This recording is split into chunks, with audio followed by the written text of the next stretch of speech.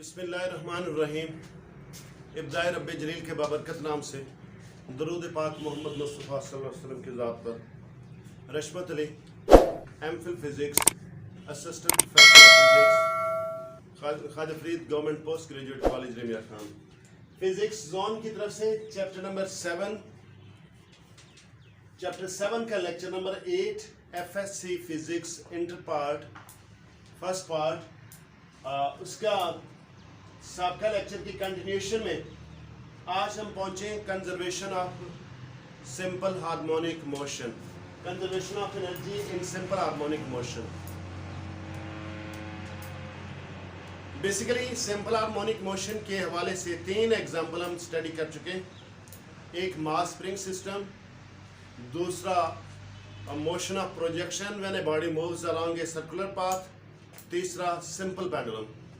हम इन तीनों में से कोई एग्जांपल कोट कर सकते हैं एनर्जी कंजर्वेशन के लिए।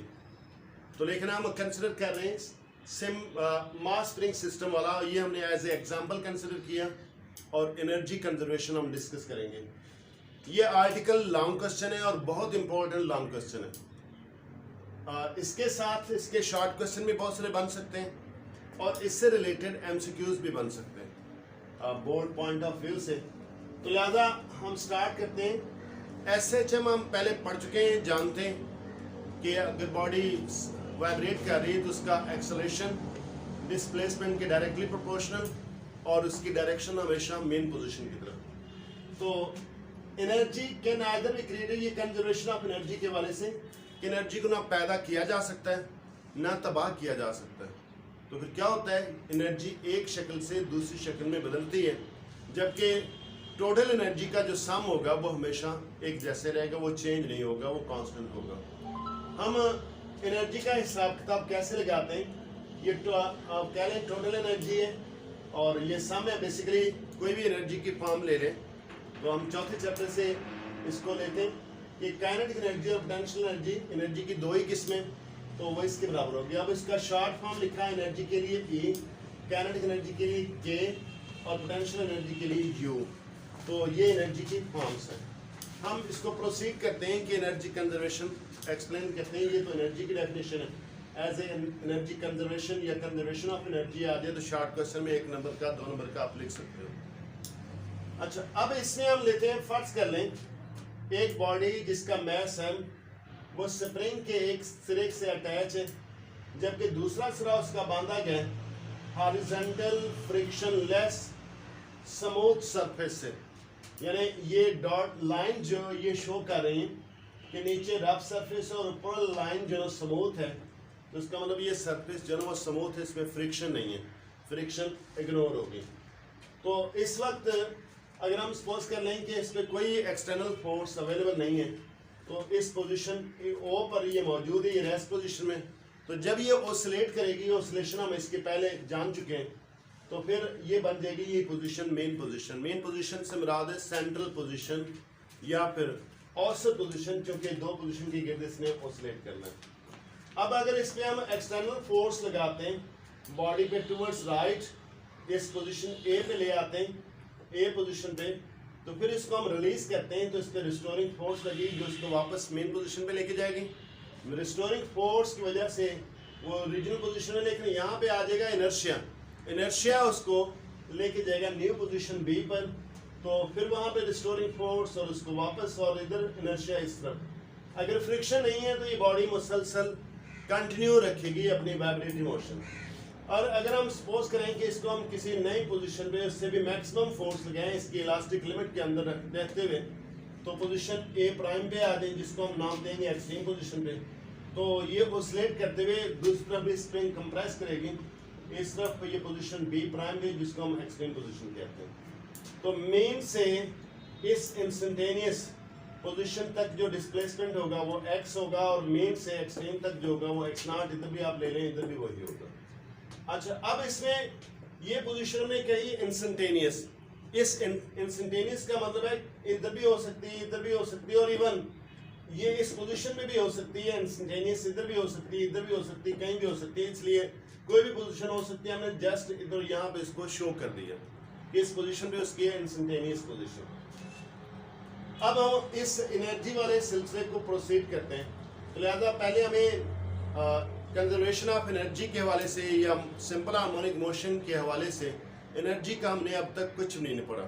तो एनर्जी के हवाले से अब हम डिस्कस करेंगे। तो पहले उसको डिफाइन करेंगे, उसके फॉर्मुलेट करेंगे।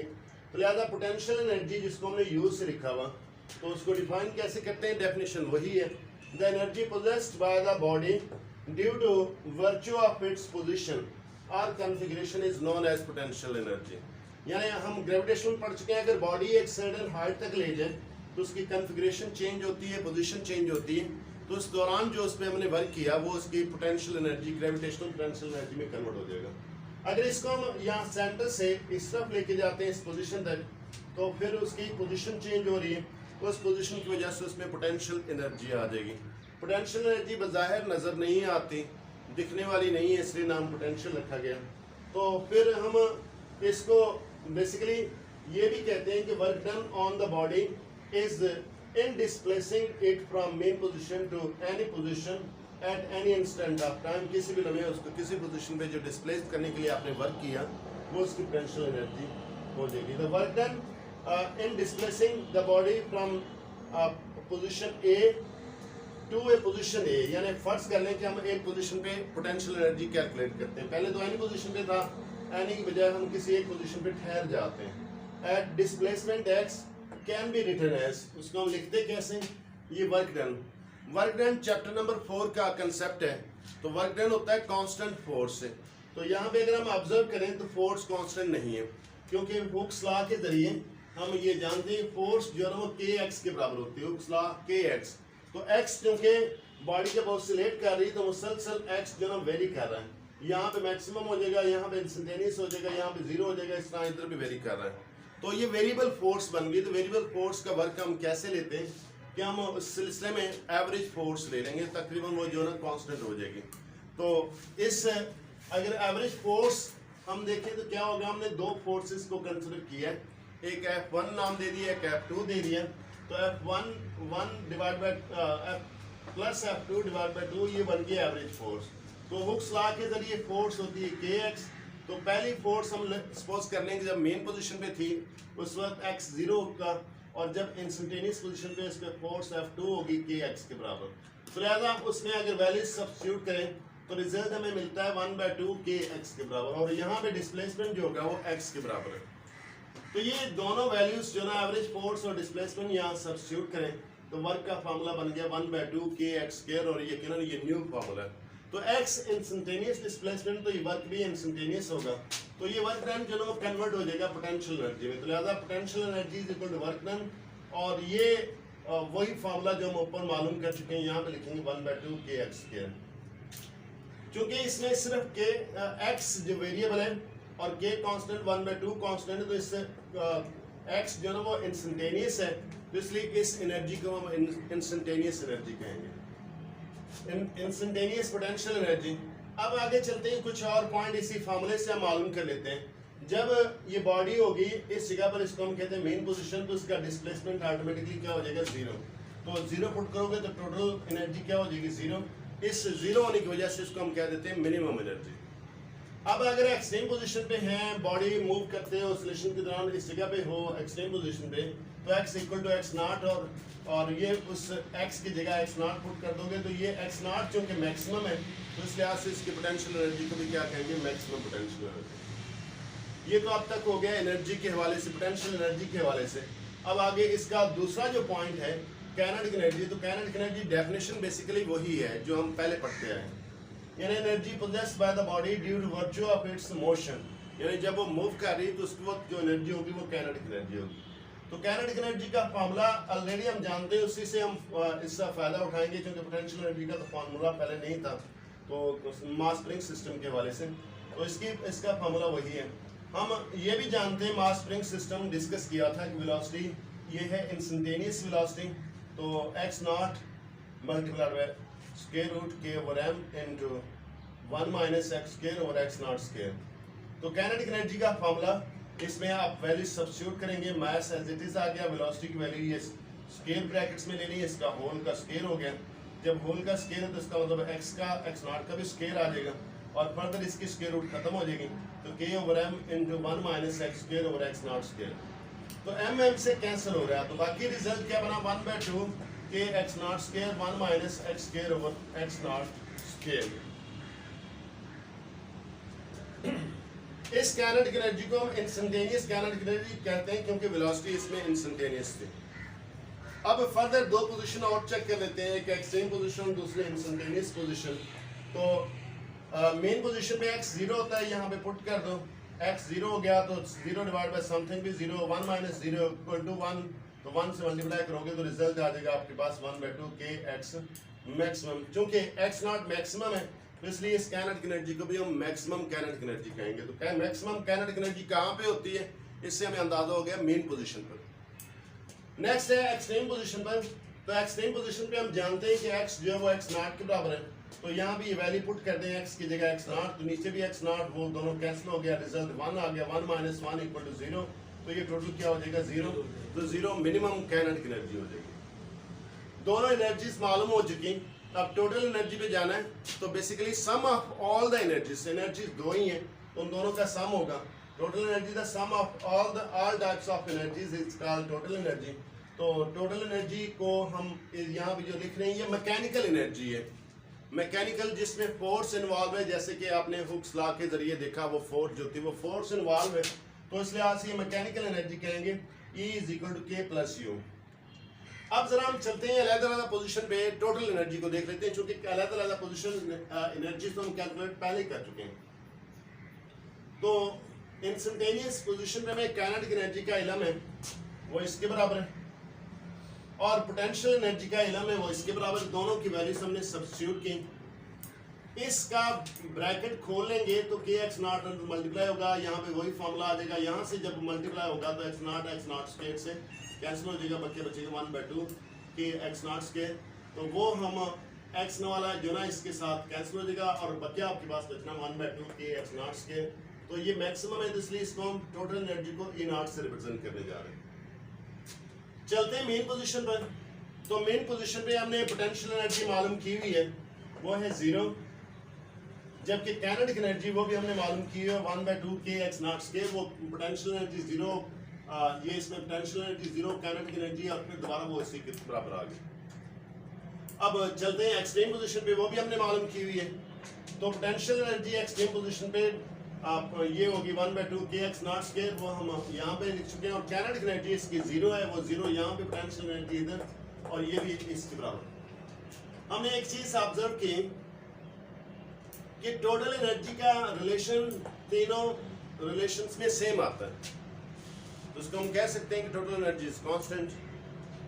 जबकि एक energy potential energy main position पे 0 होती तो काइनेटिक एनर्जी मैक्सिमम होती, और काइनेटिक एनर्जी की जगह पे 0 तो पोटेंशियल एनर्जी मैक्सिमम होती। तो इसलिए हम यहाँ पे लिख सकते हैं the explanation shows that when a body is oscillating its kinetic energy and potential energy are interconverted but total energy remains same. तो दूसरा जो नहीं कह रहे मेरे body is moves from mean position to extreme position. Mean कहाँ पे, इधर से अगर इधर मूव करें या इधर से इधर मूव करें, मेन टू एक्सट्रीम पोजीशन, तो मेन से kinetic energy is converted into potential energy, दरमियान में इसमें कन्वर्ट होना शुरू हो जाएगा। और दूसरा क्या है, मेरे body moves from extreme position to mean position, यानी ए प्राइम से मूव करें ओ की तरफ या बी प्राइम से मूव करे ओ की तरफ, तो यहाँ पे इसकी पोटेंशियल एनर्जी मैक्सिमम, तो फिर वो पोटेंशियल एनर्जी कन्वर्ट होना शुरू हो जाएगी काइनेटिक एनर्जी में। तो जबकि eight any instant and any position the total energy remains constant या कंजर्व्ड। अब ये सबूत तो हो गया कि एनर्जी कंजर्व होती है, जो हमने उसको एनर्जी दी थी वो सारी की सारी महफूज है, लेकिन सिर्फ पोटेंशियल एनर्जी और काइनेटिक एनर्जी इंटरचेंज हो रही है। अब जरा इसको ग्राफ के जरिए भी हम शो कर लेते हैं। तो दो किस्म के ग्राफ में, एक पोजीशन और एनर्जी के दरमियान। पोजीशन डिस्प्लेसमेंट होता है, हम ले रहे ये एक रीजन है, ये line along positive x axis, ये पोजीशन इस तरफ होगी, तो यहाँ पे मैक्सिमम डिस्प्लेसमेंट होगा एक्स नॉट के बराबर, तो यहाँ पे मैक्सिमम डिस्प्लेसमेंट होगा। वैसे ये भी पॉजिटिव जब रेफरेंस में लेते हैं तो ये नेगेटिव शुमार होगा, लेकिन नेगेटिव में याद रखना कि जब फॉर्मूले में आएगा स्क्वायर एक्स का तो ऑटोमेटिकली वो भी पॉजिटिव हो जाएगा। तो वर्टिकल में लिया हमने एनर्जी डिपेंड कर रही पोजीशन पर। तो यहाँ पे दो लाइनें शो की हुई हैं, एक डार्क लाइन है ब्लू लाइन, ये काइनेटिक एनर्जी है, और एक डॉटेड ब्लू लाइन है, ये है पोटेंशियल एनर्जी। जब हम एक्सट्रीम पोजीशन पे होते हैं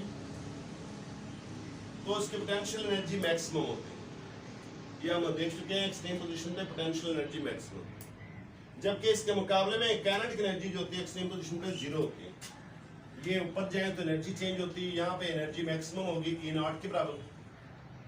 और काइनेटिक एनर्जी जब हम जाते हैं एक्सट्रीम से मेन की तरफ तो जो पोटेंशियल एनर्जी डिक्रीज होते होते इस जगह पे जीरो हो जाएगी, और जबकि काइनेटिक एनर्जी वो इंक्रीज होते होते यहाँ पे मैक्सिमम हो जाएगी जो कि E0 के बराबर है। और जब हम जाते हैं मेन से एक्सट्रीम पोजीशन दूसरी तरफ तो इसकी जो पोटेंशियल एनर्जी वो बढ़ना शुरू हो जाएगी और हत्ता कि इस पोजीशन में जाके मैक्सिमम हो जाएगी, और इधर काइनेटिक एनर्जी कम होना शुरू हो जाएगी हत्ता कि यहाँ पे आके जीरो हो जाएगी। तो ये एनर्जी इनके दरमियान में किसी भी लम्हे इन दोनों एनर्जीज का सम करेंगे तो रिजल्ट में E0 ही आएगा। अच्छा, अब इसके साथ दूसरा जो ग्राफ पे हम देखना चाह रहे हैं वो सेम थिंग, ये है time versus energy graph. Time भी एक्चुअली सब कुछ डिपेंडेंट, तो टाइम के साथ तो टाइम लिया अलोंग एक्स एक्सिस, एक वाइब्रेशन के लिए जितना टाइम लगता है वो टाइम पीरियड है, उसके हमने डिवाइड कर लिए, 4 हिस्से कर लिए, 0 से लेकर T/4 तक, फिर 0 से लेकर T/2 तक, 0 से लेकर 3T/4 तक, 0 से लेकर T तक एक वाइब्रेशन मुकम्मल होती है। आप इसकी मोशन कहीं से भी स्टार्ट कर सकते हैं, मींस एक्सट्रीम पोजीशन से या मेन पोजीशन से। तो लेट्स से हम एक्सट्रीम पोजीशन से स्टार्ट करते हैं, तो टाइम 0 था तो एक्सट्रीम पोजीशन पे यहाँ पे भी एनर्जीज को रिप्रेजेंट किया गया, ब्लू और ब्लैक कलर इसमें इस्तेमाल किया गया। जो ब्लैक कलर है वो पोटेंशियल एनर्जी है, जो ब्लू कलर है वो काइनेटिक एनर्जी है। तो जब हम एक्सट्रीम से स्टार्ट कर रहे हैं तो हम समझ लें कि ए से ए प्राइम से लेकर हम चले गए O की तरफ, फिर चले गए B प्राइम की तरफ, ये एरो लगा रहा हूँ इधर। तो जब A प्राइम से A की तरफ जाते हैं तो टाइम लगता है T/4, और जब A प्राइम से O B प्राइम की तरफ टाइम लगता है T/2, और जब इससे A प्राइम से O और फिर B और फिर इधर जाते हैं तो टाइम लगता है 3T/4, और जब O से दोबारा A तक पहुंचते हैं तब टाइम लगता है T हो गया टाइम पीरियड। तो हम देखते हैं कि पॉइंट A पर, A इधर ले लें या इधर ले लें, पोटेंशियल एनर्जी मैक्सिमम, जब इधर पहुंचे तो पोटेंशियल एनर्जी 0, जब इधर पहुंचे फिर पोटेंशियल एनर्जी मैक्सिमम, फिर वापस पहुंचे तो फिर पोटेंशियल एनर्जी 0, फिर इधर पहुंचे तो इस तरह ये सिलसिला चलते हुए एक वेव शेप बन रही, ये W सा बन रहा है। और जबकि काइनेटिक एनर्जी जब हम इस जगह पे थे तो 0, इस पोजीशन में तो 0 काइनेटिक एनर्जी, जब T/4 पे आया तो फिर काइनेटिक एनर्जी इसकी मैक्सिमम होगी, फिर इधर गया तो काइनेटिक एनर्जी फिर 0, फिर वापस मेन पोजीशन पे गया तो काइनेटिक एनर्जी मैक्सिमम, फिर इधर से इधर पे आया तो फिर काइनेटिक एनर्जी उसकी 0 हो जाएगी। एक वाइब्रेशन में काइनेटिक एनर्जी, और ये जो लाइन है पूरी ये उसकी मैक्सिमम एनर्जी को रिप्रेजेंट कर रही है। तो मैक्सिमम एनर्जी जितनी हमने इस मास स्प्रिंग सिस्टम को दी थी वो उतनी ही है, जबकि एनर्जी की एक शक्ल दूसरी शक्ल में बदल रही है। आज का लेक्चर इख्तिताम को पहुंचता है। अल्लाह हम सबका हामी नासिर। अल्लाह हाफ़िज़।